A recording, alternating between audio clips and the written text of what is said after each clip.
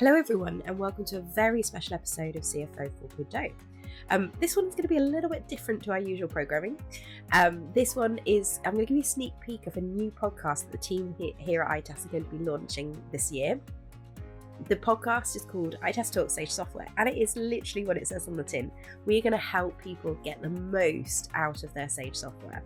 Now, this particular episode, one of our feature comparison episodes, which is all about comparing the difference between products. And the topic for today's session is all about consolidation. But we're also going to offer a range of deep dives into different areas within Sage 50, Sage 200 and Sage Intacct to help our customers and our listeners get the most out of the software. Now, for those of you that are saying, maybe this isn't for me, don't you worry. We will return to our usual programming next week on the CFO 4.0 podcast. But if you are interested, listening, of course, check it out. And if you want to know when that podcast is launched, then you can go onto our website, onto Sage Resources, itas Talk Sage Software podcast, and sign up to get the alerts when the podcast actually goes live. The link to that is in the show notes, so if you're interested, please pop your email in there and we'll send you an email when it launches, because we won't be putting these episodes on this podcast, okay? So you will need to subscribe to that. This is also an amazing opportunity for us to get some feedback, so if you do find it useful, if you've got any feedback on the content, the format, we'd love to hear from you. And again, thanks for listening to the CFO 4.0 podcast. Take care, guys, and I hope you enjoy. So, hello everybody and welcome to this episode of itas Talks Sage Software. So on this particular content stream, we're going to be talking about all about the differences between Sage Intacct versus Sage 200 versus Sage 50. So we're going to look across the product range, understand the capabilities, and then give you the sort of the pros and the cons, because every software has its pro, every software has its con, and it's all about finding the one that works for you as an organization. So today's topic is consolidation. So with me is, I'll let him introduce himself, but Paul Newton, who works in our pre-sales and solution consulting team to help our customers figure out what is the right solution for them. So welcome, Paul. Hi, Hannah. Thank you. And for those of you perhaps haven't heard your voice before on the podcast or met you in person or virtually, I should say, tell us a little bit about your background. I think, from an itas point of view, you nailed it. I've been with the team and yourself, Hannah, for just over 3 years now, sitting in kind of pre-sales, came in as a Sage 200 consultant, and been working over the last 2 or 3 years when it comes to looking at Sage 200 and Sage Intacct. Prior to that, 15 years at Sage, and the majority of that time was spent looking after Sage 50, and looking after being a technician, a consultant, and also managing the professional services team across Sage 50 and Sage 200. Yeah. And so between myself and Paul, for my sins, I've been working with Sage software for the last 12 years, not quite in Paul's realm, but getting close. And so You're younger than me, Hannah. I'll take that as a compliment and run with it. But so we're very much between us, we've pretty much got all of the bases covered in terms of products. So that's why we wanted to use this time to go through those differences. So today's topic is consolidation. So we are going to show you and talk you through the capabilities of each of the software. We're then going to talk through some of the functional differences and what are some of the questions you need to ask yourself as an organization to figure out from a consolidation perspective, which is the right solution for you. Brilliant. Okay. So let's start with a walkthrough of the different software. So what I'm going to do for those of you that are listening to this on the podcast, we're going to talk you through the areas. For those of you that are lucky enough to be watching the video podcast, you're going to be able to see the screens as we walk through. So take it away, Paul. Tell us a little bit about Sage 50. Yeah, so if you're on the video stream, you'll see that we've got Sage 50 up in front of us. So one of the things that you have to do on Sage 50 is create your parent company. So depending on your license, you would create a parent company, and then you would log into that parent company. Now, I've already gone through the first steps, which is you would need to do a rebuild of the data. Now, the reason why you rebuild is that you have to refresh the data, consolidate every time, and you have to make sure that you've got the same financial year start date as the companies that you want to consolidate up into this parent company. So I've already done that before we started the demo. And in order to run the consolidation, I can go into the consolidation options, and then it's going to ask me to choose the companies that I want to consolidate across. So I'm just going to do a swap. So it picks up all of my individual companies underneath, but you can multi-select if you want to instead, and then you would just click the consolidate button. Now, as it's saying there, it's going to use this as the parent company. So any data that's left in this company, if I hadn't done the rebuild, would be deleted. Are you sure you want to continue now? As all managers in Sage 50, when they say, are you sure you wish to continue, you do need to read them, because it is going to delete transactions and you won't be able to get them back if you haven't backed the data up, just to make you aware of that. So we'll click yes, and it's going to go through the consolidation. Now, what that's doing is it's going into the individual child companies and it's looking at the nominal codes that are in there. It is the bucket value, so the monthly totals that have gone into each one of those nominal codes, and then it's going to move it across into the parent company, and it's going to just bring in a line or per journal, a journal line for those values. There'll be no drillability, and it's done as of today. So ignoring financial year start dates and end dates and everything else, it's bringing in everything that's in the product as of, as you can see, my date in the bottom, the 10th of January, as we're sitting in there. Now it has worked, it's gone through because there's 67 transactions shown down in that bottom right-hand corner. So if I go into the transactions wheel, that's showing the consolidated with the reference balances that it's brought across into Sage 50. So at this point, if I wanted to run a profit and loss, I can do. If I want to run a balance sheet, I absolutely can do. But bearing in mind your financial year start date, there might be different reports that you need to run to get the information to come up. Hannah, any questions that you would like to ask before we go any further into this? Well, what about departments? Because obviously a lot of Sage 50 users will be using departments. Does it consolidate departments at all? It doesn't, no. So although you can have several departments in your child companies, what it does when it brings the information into the parent company, does the consolidation, is it wipes out all of that data and puts it into the default department 0. So as you can see here, if I toggle on the department tab, it's only showing the department 0 here, and I am using 7 departments in the child company that I've got underneath, just to make you aware. Brilliant. Well, that's a great summary of how Sage 50 works. Let's have a look at Sage 200. So talk us a little bit through how Sage 200 consolidation works. So Sage 200, Sage 50, where you don't necessarily, you don't go into your parent company and consolidate. You go into your child company and you consolidate it. So it's a bit of a longer process, but it does what that will allow you to do is to put some detail in as you're doing the consolidation. So let me bring that up for you. I am in one of my child companies. And I'm just going to bring the settings up so I can show you some matching in the background. So if I go into the settings window, and in my company, I'm going to go into properties. Within here, you can see that this company has a parent company, being Paul's parent company in there. So I know that when I do consolidation within this set of data, that's where it's going to consolidate into.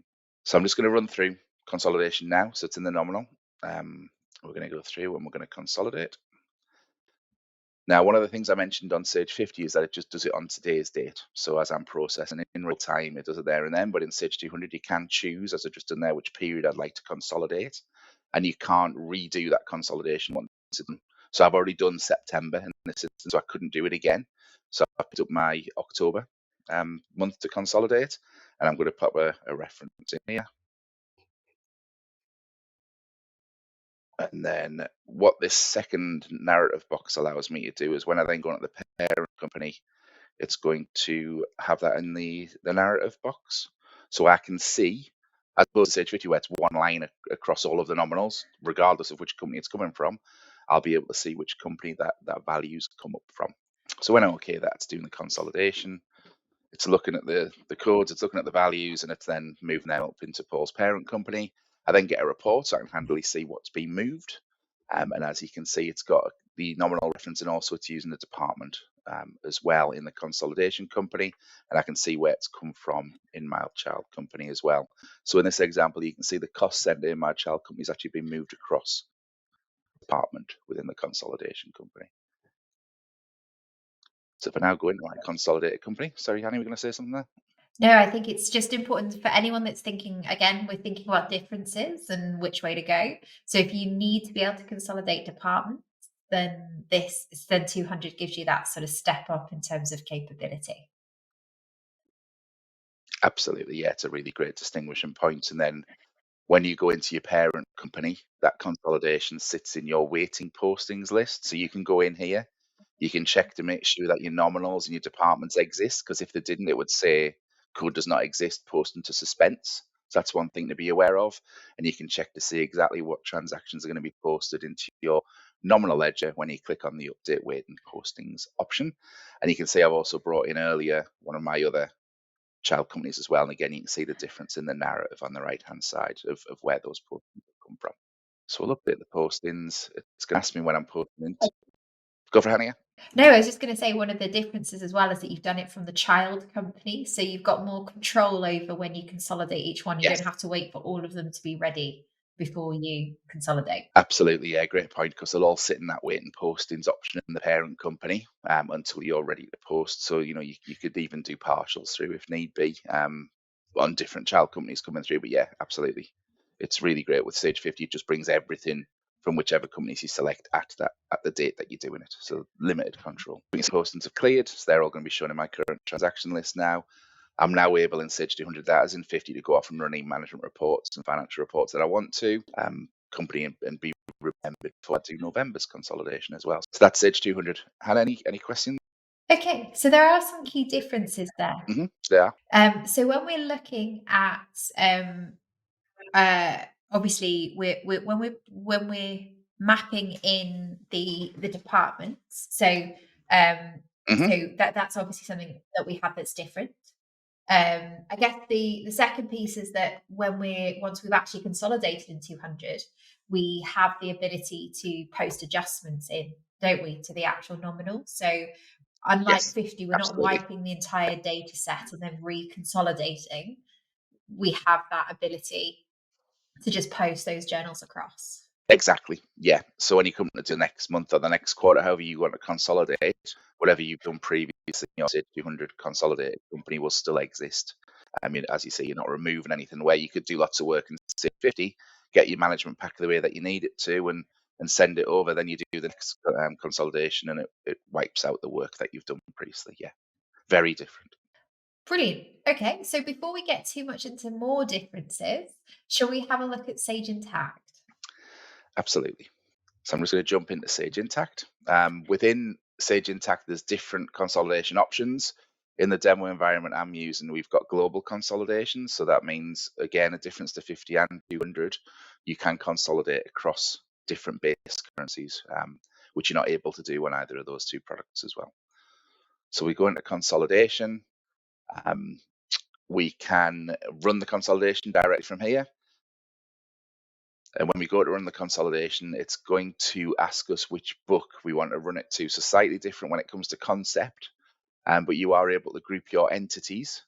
So we have several entities within this Sage Intacct org, but we're able to group the entities into different books, and then we can run those books whenever we need to. Now, I can consolidate here and now, so I could click the button, it could do it, and it would take a few seconds and it would go through, or I can schedule the consolidation as well. So again, maybe a difference that we'll talk about in a little bit of time, Hannah, is the fact that you can schedule the consolidation to happen silently. You can set so it happens at the end of each month, or whenever you would need it to, in order to make sure that you've always got the latest consolidation on hand, without you having to manually either go in the parent company, consolidate yourself, or go into the child companies and then consolidate up to the parent company. And as always on a demo, this has taken longer than it did last night when I was running through it. So yeah, it's in progress. It'll go through. If you set it up to schedule, you can put an email address in as well. And then you get notified by email when the consolidation's gone through. So you could go off and do other work now. Whereas in Sage 50 and in Sage 200, when it's consolidating, you're not able to go and use the product while it's consolidating in the background. Brilliant. So I think there's a couple of things maybe just to talk about here in terms of differences. So I think the first thing to talk about is the fact that Intacct allows you to reconsolidate a period as well. So we have the option, if we want to, say there's been changes within a particular period, we can actually reconsolidate and update. So that's one of the, I guess, the advantages. of going through Intacct is that it's more up to date and more real time. Some of the other differences just to consider is the fact that, and we may want to have a look at the consolidation setup, Paul, if you just don't mind popping over to there, is the fact that when it does the consolidation, it actually does the inter-entity eliminations at the same time. So when you define a consolidation, you can actually specify which, well, it pulls through the automatic intercompany, because remember, Intacct is designed for intercompany, so it has some default inter-entity setups, which it automatically pulls through, but you can actually add additional inter-entity accounts in. Things like if you've got an inter-entity aged debtors or creditors, you can pull that through and override those or add to those elimination accounts, I should say. Paul's already mentioned the fact that you have the ability to consolidate different base currencies, but you also have the ability to create multiple consolidations for the same company. So where that comes into play is, say you want to consolidate the same companies into multiple different currencies. So you can not only consolidate different base currencies, you can consolidate to different consolidation currencies. I don't know how many times I can fit currency into or consolidation into one sentence, but I think I was pretty impressive with that one. So we should have some word bingo for these podcasts. See how many times you can hear me say that. But it does give you that flexibility. And so, for example, some use cases of that would be, perhaps you've got some US funders that need to be able to see your consolidation reports in US dollars, but your management packs are all produced within GBP. Intacct will support that side of structure. And because it's non-hierarchical, you can consolidate the same entity into multiple different consolidations. So you might have a sub, like a European consolidation, a worldwide consolidation, etc. So there is quite a bit more flexibility there in terms of setup, and also it's quite easy and quick to configure that in the first place. It's literally the click of a button to add some entities in. Again, Intacct's designed for big multi-entity environments, so that's kind of, certainly this module has been designed for that, so that's where it is. And as our lovely assistant is showing right now, you can quickly add entities in to the selection. I guess the only other big difference, well, there's probably actually a few other big differences we should talk about, but one of the massive differences is the dimensional consolidation. Because, if you think about how that contrasts to Sage 50 and Sage 200, so, 50 didn't consolidate any dimensions, i.e. it didn't consolidate department. 200 is consolidating departments and pulling those through. Yeah. Or at the very least, it's consolidating one level. So there are actually some configuration options in 200. Normally, Paul, do you want to take this? Like, normally, how would that consolidation from a dimensional viewpoint work in 200? If you're using the same nominal structure and you're using the same kind of reporting categories, cost centers, and departments across all of your child companies, you could get you can get the parent company to use all of those. So you could have that breakdown across department. So you could see that in there. I think the way that a lot of our clients have it set up, the parent company, they don't necessarily want to go down to departmental level per business. So they would just have the nominal code and the cost center coming across as the department with parent companies, so they see an overall summary of the figure going through. And then if they wanted to then go and see the breakdown, they can jump into the child companies to go and have a look at the individual breakdown per cost center or department per cost center. So yeah, I guess it depends on your preferences, but it can be configured in different ways. Yeah. And I think that's where I see one of the big differences, that obviously Intacct consolidates dimensions. So it's pulling in the departments, supplier, customers can be shared again across entities, suppliers can be shared, items, employees, so any of the dimensions that are within the system can actually be consolidated if you choose to. So that's a massive difference for me. And one of the the bonuses of that is that the additional reporting capabilities. So what then happens is you can actually drill through on the P&L side of a consolidation directly through to the source transaction. So you've got drill through reporting at consolidation level. And the other thing that Sage are bringing out is the new, more advanced consolidation capability, which manages things like partial ownership, etc. So we're not going to dig into that today, but I think for those that have that requirement, that's something to consider. And again, because Intacct does all the automatic eliminations, those eliminations get posted to a separate elimination entity, and then you can actually separate those out when you're doing your reporting on your balance sheets. So again, the capabilities are much stronger in Intacct. So you've seen we've worked our way up from 50 to 200 to Intacct, and there's quite a big difference in the capabilities. Now, for those of you that are listening, that obviously Intacct is the strongest when it comes to consolidation, but that doesn't mean it's the right choice, because actually what you need is to think about what is the capability you need now and in the future. So it might be that the 200 does everything that you need, or certainly as much as you need right now, and for the next sort of 3 to 5 years, in which case that's probably the right solution. You might already be using one of those platforms already and not know that this exists, right? So very often we'll have a conversation and people don't know you even can do any kind of consolidation in Sage 50. So part of today's podcast Sure. and how we want to use these sessions as a way to educate both existing users, but also take you through some of the differences, perhaps if you're evaluating solutions across the range, to help you make a better choice around what is the right solution for you. Cool. So, Paul, so in terms of differences between the different options, like what are the key ones that you want to highlight for anyone? Just let's round it up and give people the top levels. What are the key differences that you see? I guess when I'm talking to clients, whether they be our existing clients or we're looking at prospects and trying to weigh up kind of what their requirements are, I think it gets kind of how many entities are we talking about, and kind of what is the structure in the background? Because if you're a kind of you've got one whole company and everything populates up into that one, then certainly none of the products are really out of the equation. They can all certainly do that. But I think then it's going into actually, do they all have the same financial year start date? Are they all on the same currency? Because then that gives us a reason to think about products other than Sage 50. And I think with my background being heavily in Sage 50 for a long time in the past, that's kind of the way that I do. How do I rule out Sage 50? And when it comes to consolidations, think, well, actually, what are the restrictions are? You need to have an extra company license for each consolidation parent company that you need in the product.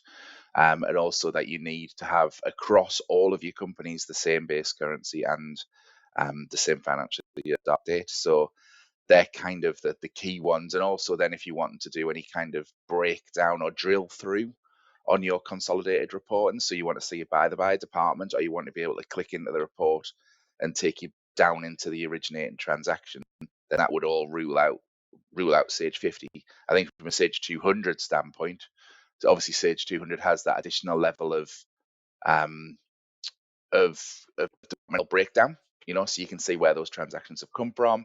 You can process transactions in the background and they stay in that parent company.